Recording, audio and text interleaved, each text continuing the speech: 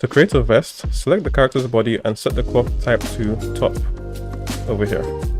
Click on new cloth and position the points. So you have the chin, the shoulders, elbow, wrist, pelvis and nipple. Click on generate top rig and you can now position the circles. Shoulder circle. The bicep circle doesn't really matter because, you know, we're deleting that geometry.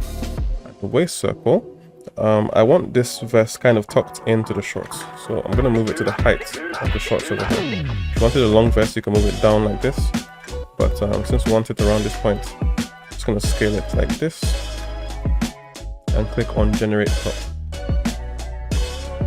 So now the bit of editing we're going to do now is you can select this sleeve by pressing L, press X and F to delete the faces. You can delete these two loops as well, X and V. And you can delete these vertices here, 1, 2, like that. Now to make this part smoother, or rounder, you can select this point here and press F. And the same for the back if you want it to go further down, but I think this is fine.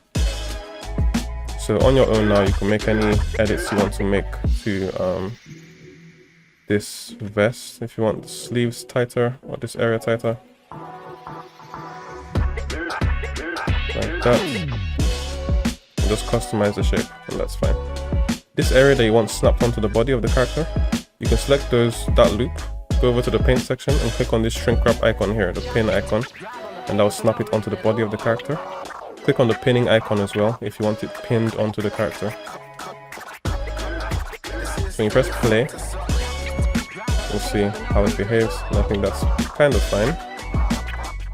I want this area a bit more inflated to look like there's more mass over here, so I'll select this row, move it down a little, this one as well. I'm just going to shift them down a bit.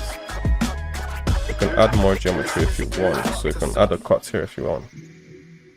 And for this area I'm going to inflate it, so click on this button here, and 0.5 is the default.